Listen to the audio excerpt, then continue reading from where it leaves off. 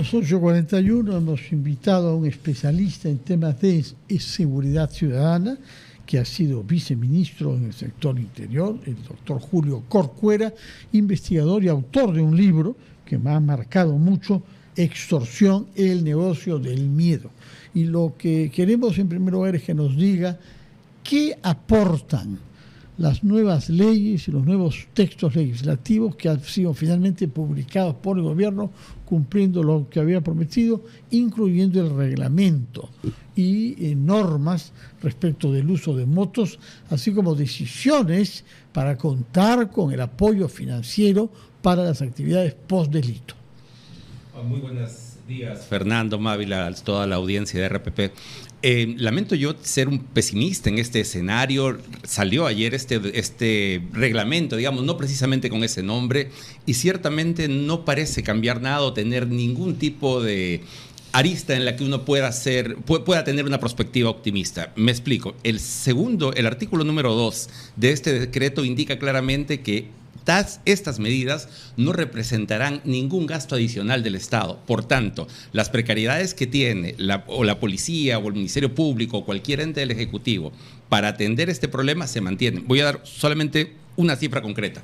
El Plan Mariano Santos indicaba que para que la policía actúe en estándares mínimos, tiene que cubrirse una brecha de 18.000 millones de soles, solo para mínimos. Entonces, el problema de fondo de la brecha económica no se salva. Luego, la otra parte del artículo del texto implica que se atienda el problema del transporte público, y entonces pide que coordine el transporte, las autoridades del transporte con la de la policía, con UIF. Pero para hacer esas coordinaciones no se necesita esperar ni un reglamento ni una ley. De planos, las facultades del Ejecutivo permiten esto. Que UIF supervise, no da mayor detalle alrededor de la supervisión o esto. Y sí hay algunas cosas que me parecen, no sé si redundantes, el término más adecuado o llamativo, la necesidad de que la policía identifique paraderos, rutas de riesgo, que se plantee el observatorio. Fernando, Mávila, esa es la labor de la policía diaria y permanente, no es algo que requiera reglamentarse, y yo estoy seguro que se ha venido haciendo y se hace siempre. Y en la última parte sí, lo que es, distinto, pero ya aparecía en el texto original, tiene que ver con el apoyo psicológico a las víctimas, un proceso de reinserción laboral, algún tipo de seguro o de estipendio, de devolución, pero yo no creo que los transportistas busquen eso. Exoneraciones temporales. Exacto. Ahora, hemos escuchado durante el último paro parte de la conversación que sostenía en ese momento el presidente Gerí con representantes. Y se tocaban estos temas, el tema de los créditos, el tema de las exoneraciones temporales, ¿no? El tema por ejemplo, el rebajar o darle una nueva oportunidad a los conductores con serios problemas para la renovación de su licencia en la medida en que faltan conductores de unidades de transporte producto de la inseguridad.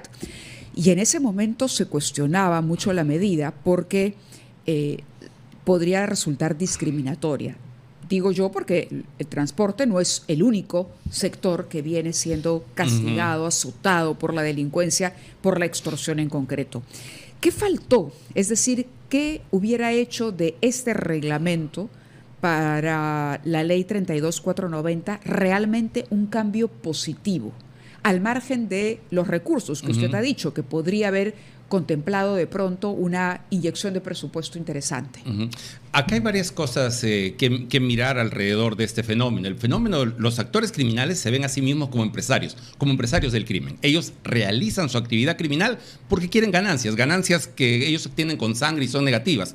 Entonces, hay algunas cosas. Primero hay que estrangular su dinero, arrebatarle su dinero. Algunos de estos criminales tienen empresas fachadas a su nombre, a nombre de sus familiares más directos, de sus familiares políticos. Pero hay otra variable.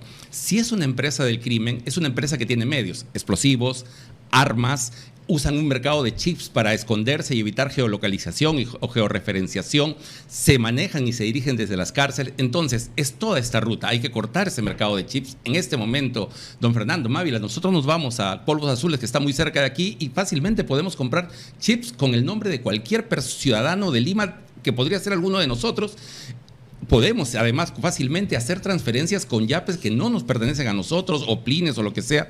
Y lo mismo pasa con el tema de los explosivos. Ahora, hay otras variables que son adicionales alrededor de esto, que tiene que ver con la identificación y la operatividad que tienen estos líderes criminales desde la cárcel. ¿Qué trato de decir? En el Perú lo atrapan y siguen trabajando en la cárcel. Sí, si me permite, dice, ¿no? El decreto completa las disposiciones de la ley original, detallar acciones específicas en prevención financiera y control de flujos. Menciona la Superintendencia de Bancas, Seguros y AFP, supervisa el monitoreo que deben efectuar las empresas supervisadas a fin de detectar movimientos extorsivos en cualquier transferencia de recursos vinculada a denuncias por extorsión, indica el artículo 3 de este decreto. Además, establece certificación de rutas seguras por parte del Ministerio de Transportes, incorporando tecnología como cámaras, botones, en fin.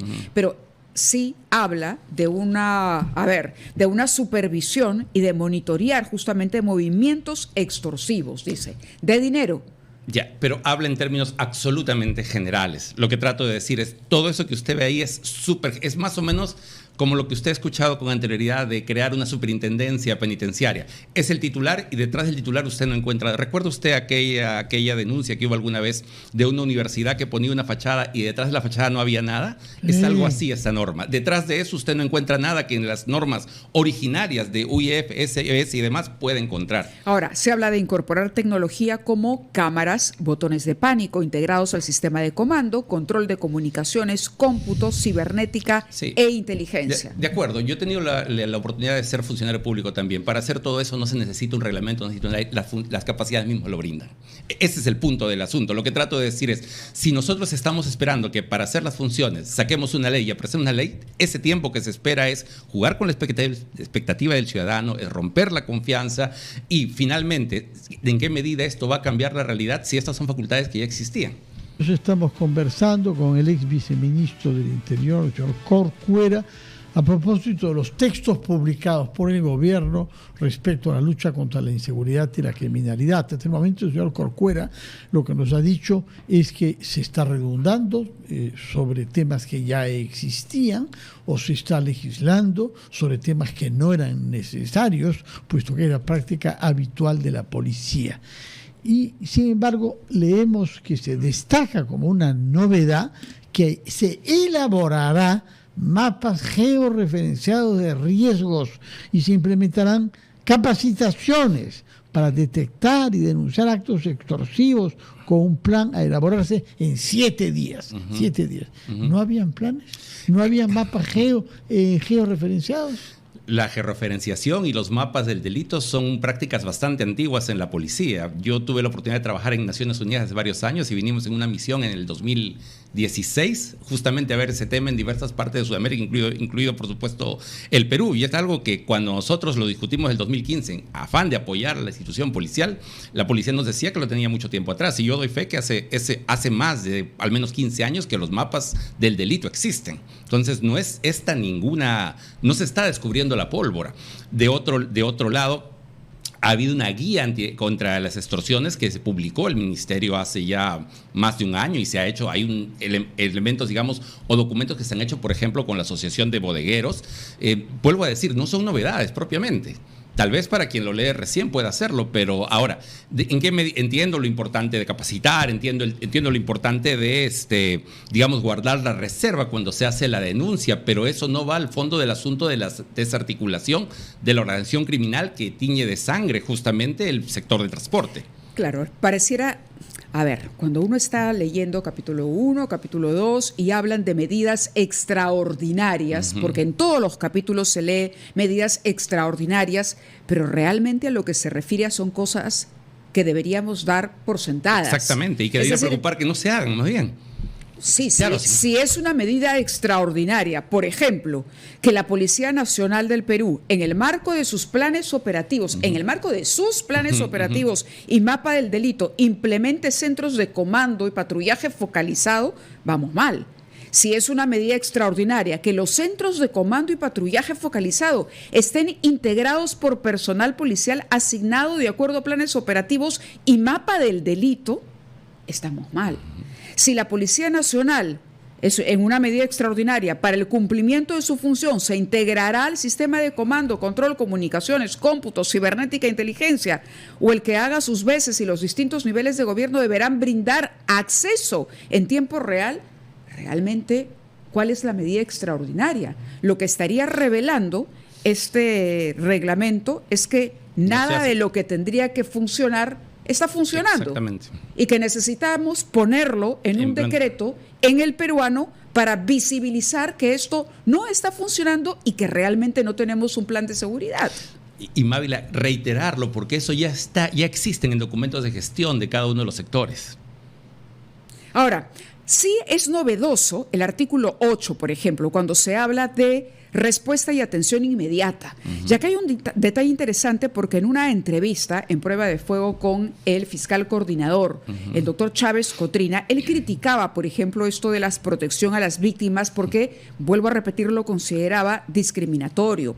Se ha puesto especial atención en el sector del transporte, porque el sector del transporte es el que ha ido a paralizaciones, pero se habla, por ejemplo, reinserción laboral, el proceso que puede optar voluntariamente persona afectada que con el apoyo del Ministerio de Trabajo y Promoción del Empleo puede reincorporarse, ¿no?, en el mercado de trabajo, de preferencia empresas de transporte público, de empresas de mercancía, en fin. Persona afectada por extorsión o sicariato en el transporte que accede a los mencionados servicios es aquella comprendida en el registro de víctimas. Pero ¿cómo se arma ese registro de víctimas?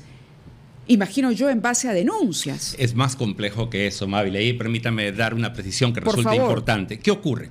Hay delitos como el de tenencia ilegal de armas. Encuentra usted una persona con armas que no tiene documentación, que no tiene los permisos, y eso en sí mismo es un delito. Tiene sentido, porque si tiene 4 o 5 revólver, pistolas o dinamita y demás, yo asumo que todos esos bienes los tiene para cometer un ilícito, y por tal hay una sanción que lo lleva a prisión respecto de armas y demás. En el caso de la extorsión, usted detiene a una persona, le encuentra 3 celulares, le encuentra 500 mensajes diciendo te voy a cortar la cabeza si no me das esto, págale este yape, y usted sabe... Fotos, videos con armas, todo. Y usted sabe que eso a veces no configura delito en criterio de algunos operadores jurídicos. ¿Por qué? Porque no se ha procesado todo. Ese es un cambio, por ejemplo, importante. ¿Por qué? Porque esta persona se ampara en que no se ha hecho... Usted lo tengo en mi celular, no lo he enviado, la otra persona no me contestó, no me hizo el pago, no se configura el delito. Eso es algo que debe cambiar concretamente, por ejemplo. ¿Por qué? Porque si yo tengo 100 mensajes, videos amenazantes y números y demás, es claramente que hay una intencionalidad de hacer un delito. No lo tengo por deporte precisamente. Me recuerda a los casos, por ejemplo, de las víctimas de acoso. Exacto, es la misma lógica. ¿No? Es la misma lógica. Que van y que dicen, hombre, pero me están llegando estos mensajes, no me dejan vivir en paz. Bueno, pero no ha pasado nada. Se acercó, te tocó la puerta, te hizo algo. Exactamente. No me hizo nada, pero me bombardea con 300 mensajes al día.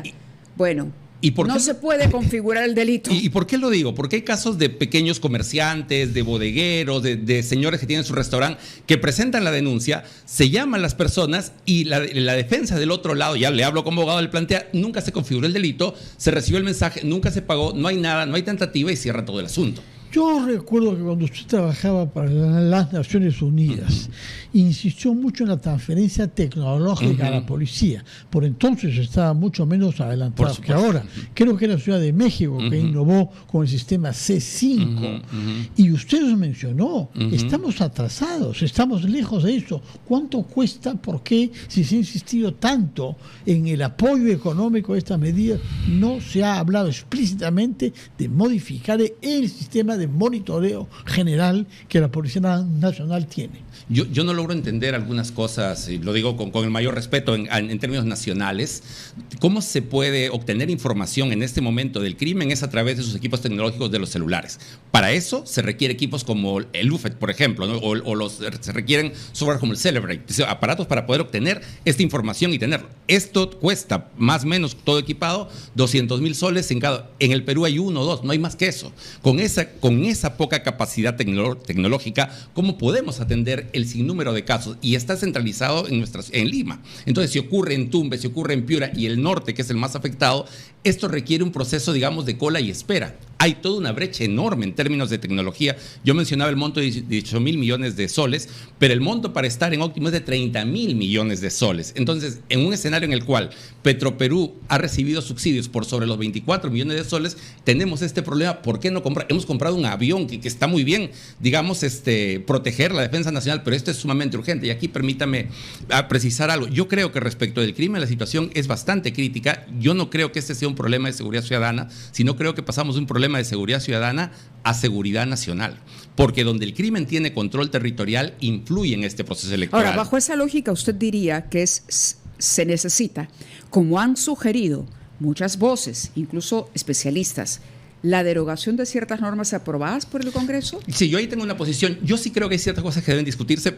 No obstante, yo tengo una diferencia de fondo. Vean, estas normas datan más o menos 2023-2024. Si hacemos el corte ahí, Mávila, para el 2023 y 2024, todo el proceso de crimen que vivimos ya se había incubado. No seamos ingenuos, y eso lo digo con convicción, no es que borramos esas normas y luego desapareció el crimen. No, claro, pero le pregunto porque hay un artículo que habla de extinción de dominio. Sí, claro. Pero que plantea que recién el Ministerio de Justicia va a efectuar, ¿no? Tiene 30 días calendario para que desarrolle un documento, implemente esta disposición complementaria, pero respetando, en concordancia con lo dispuesto en el decreto legislativo 1373, decreto legislativo sobre extinción de dominio. Sí. Entonces, mi pregunta es, a ver, 30 días, un mes.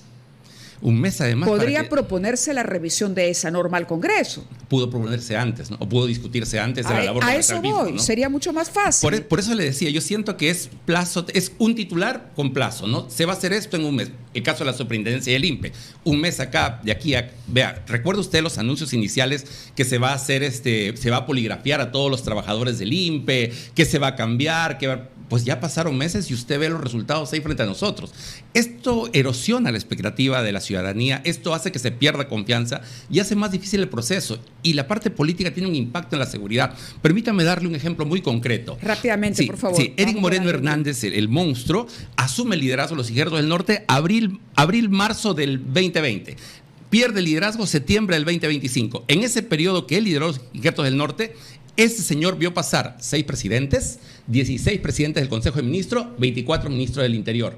En esa correlación de estabilidad, crimen versus las autoridades más importantes del país, el único que se beneficia es el crimen. Por eso es que es un tema muy serio y por eso yo insisto, no queda en seguridad ciudadana. Cada vez más afecta a la seguridad nacional, va a afectar el proceso electoral y Dios quiera no enlute más familias, sino deje más viudas, huérfanos y demás, ¿no? Tomamos nota entonces de que usted sí cree que hay que revisar leyes que se han aprobado durante las legislaturas del 23 y 24. Pero eso solo no basta. Bajo el general Williams y bajo el señor Alejandro Soto. Sí, Estamos hablando del 23 y 24. Claro. Muy bien. Muchas gracias, señor Corcuera, especialista en seguridad ciudadana y autor del libro El negocio del miedo. Muchas gracias, doctor, por su presencia y muy buenos días. 9:02, vamos a